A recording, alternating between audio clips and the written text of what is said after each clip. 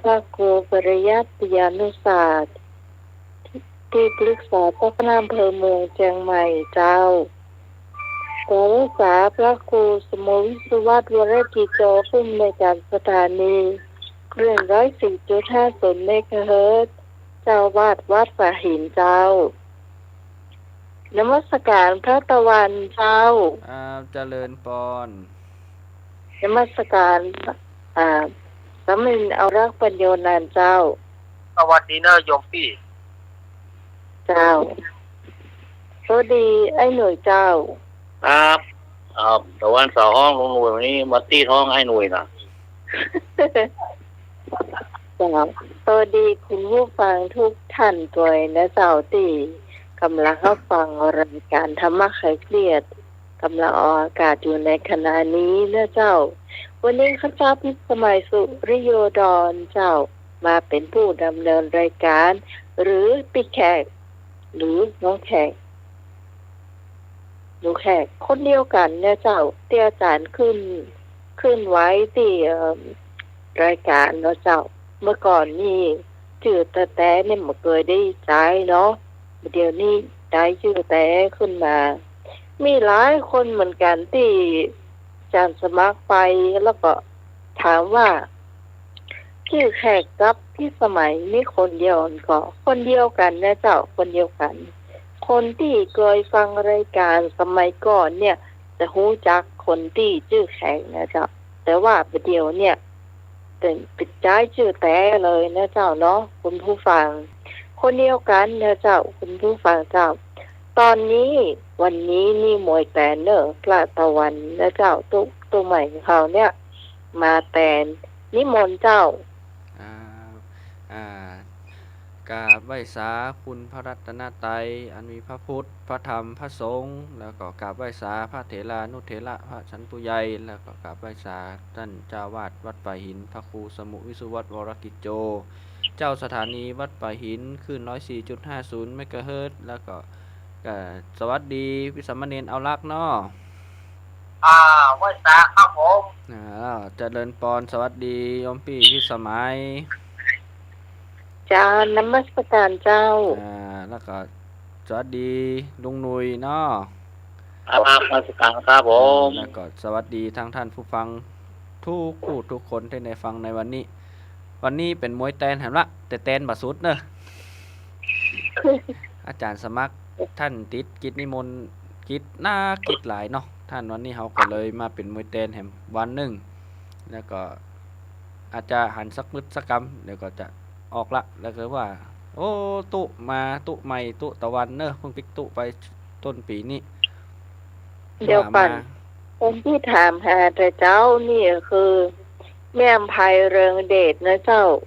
เป็นว่าไม่ได้ยินเสียงตุตะวันมาจัดเหมือนล่ามีไหนเนาะโอ้วันนี้แม่อภัยเริงเดชได้ฟังแล้วเนอะได้ฟังเสียงตุละ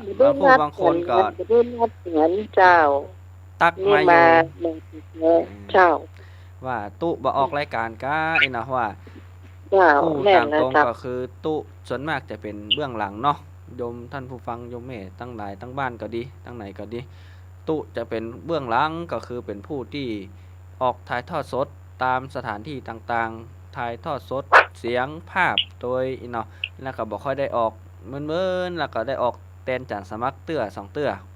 ผู้ก็บ่ค่อยเก่งบ่ค่อยคล่องเนาะอย่างผิดพลาดได้ก็ขอสุมาอภัยตัวแล้ววันนี้ก็เป็นมวยแตนแห่งวันฟังกันเอาเนาะตุนักหน่อยจานสมัครฟังกับหูละเนาะอันนี้ตุจะนักหน่อยนั่นก็เจริญปอนตั้งบ้านเนอแล้วก็เจริญปอนวันนี้ตุวางตุแห่งวันหนึ่งมาแตนแต่อาจจะบ่สุดบ่เสี่ยงอาจจะบ่ถึงเที่ยงคืนเนอะท่านต่อไปเนาะในร่างปัญญานันเจ้าขอกราบนอบน้อมยังคุณพระติพระรัตนปานแพ้วพระเจ้าตั้ง3ประการหมายมีพระพุทธพระธรรมพระสงฆ์อันเป็นสารณะที่เพิ่งของหมู่เฮาทั้งหลายขอกราบไหว้สาบุญญาปรมิธรรมท่านอาจารย์ท่านพระครูสมุวิสุวัฒน์วรกิจโจเจ้าอาวาสหิน ผู้อำนวยการสถานีวิทยุคลื่นพระพุทธศาสนา การศึกษาและวัฒนธรรม 104.50 พร้อมไปด้วยพระสงฆ์องค์เจ้าภิกษุสามเณร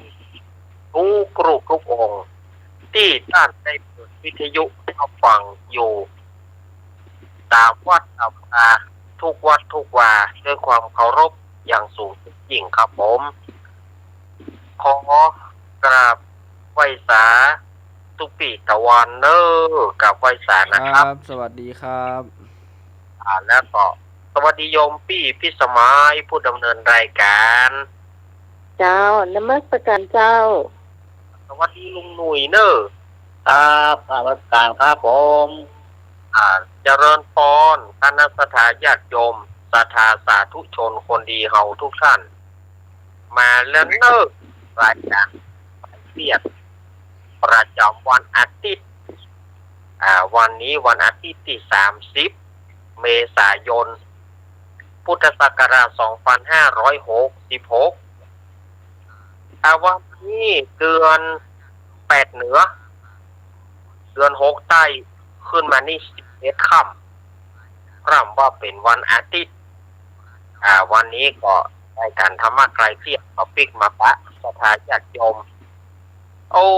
ฝนบ้านไผ่ตกพ่อเนอะวันนี้นะที่บ้านอาตมานี่ก็ลม มีลมตัวมีฝนตัววันนี้ ว่าดี แต่ ก็ วันนี้เย็นเนี่ยเนาะวันนี้เย็นเห็นน้อยเนาะ เย็นดีหน่อย เย็น ก็ เย็นเฉพาะบางภาคเนาะนี่ก็มาเหมือนกันนะแต่มีกระลม โอ มี เคเขาเป็นประเทศเชียงใหม่บ่ เนาะมันยานะแต่ก็แต่ก็พอดีเนาะมันก็ลดความร้อนลงไปพ่อง เจ้า ช่วง ถ้าบ้านไผ่ฝนมาตกนี่ก็นักแก่พวกมันฮ้อนเจ้า มันร้อนขนาดแท้ละวันนี้ แต่ก็ฝนชะลมลงหน่อยยังดีเนาะ ยังแคว้นไม่เนาะ ยังไปนอกก็ต่อไปนี้ก็เจอลุงหนุ่ยได้ตั้งใจสถาญาติโยมเนอเจอลุงหนุ่ยเนอ ครับครับนอบน้อมครับพระเถระทุกรูปทุกผมทุกองค์ครับผมครับถึงสำเร็จน้อยทุกองค์ครับครับราชการท่านอาจารย์พระโคสมุวิศวัตครับผมเมตตาเวลานะครับไหว้สาธุทุกวันนะครับผม ครับสวัสดีลุงหนุ่ยครับ ท่านอาจารย์องค์ละครับครับสวัสดีแฟนธรรมะคาเทียทุกท่านทุกคนนะครับครับผม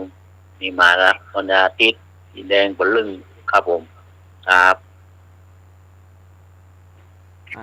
มาสั้นๆแต่ได้ใจความเนาะ เจ้าวันนี้เราจะมาทายปัญหาเพลงก่อนนะเจ้าช่วงแรกนะเจ้า ครับ 053-226-058 เจ้า 053-810-406 เจ้าแม่อำไพบอกว่าโทรว่าตานเปิ้นตันแน่ๆเจ้าถ้าจะโทรเนาะ ครับ มี2หมายเลขด้วยกัน 810-406 เริ่มต้นด้วย 053 ก่อนเนอะ ครับโคตรครบเนอะ เอาเนาะ 053-226-058 053-810-406 ยายควรตันน่ะเนาะ 2 เบอร์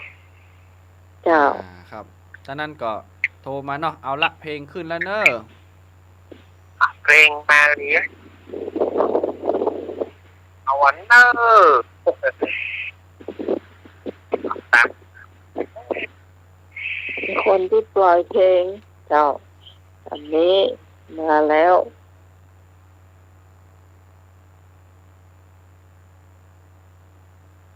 นักซิ่งอ่ะ มาขึ้นเตอร์กะเดี๋ยวก่อน ก็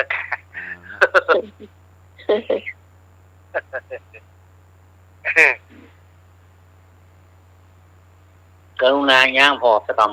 อืม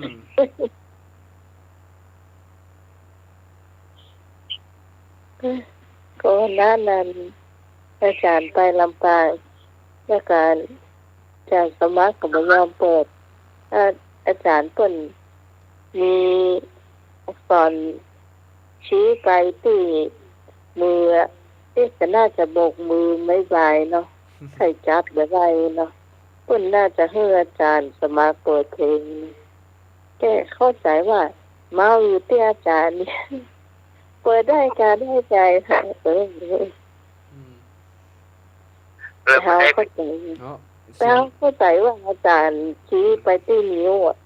แม่น นิ้วมืออ่ะเพื่อนคงจะโบกมือว่าอาจารย์สมัครเปิดเพลงอ่ะ อืม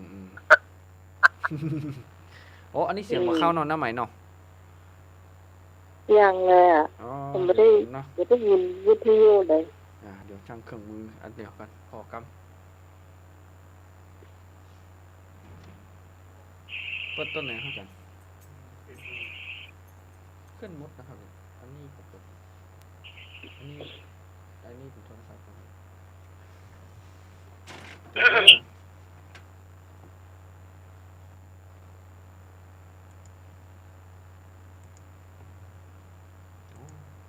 ใช่เทคนิคอาจารย์ เนาะครับผม อืม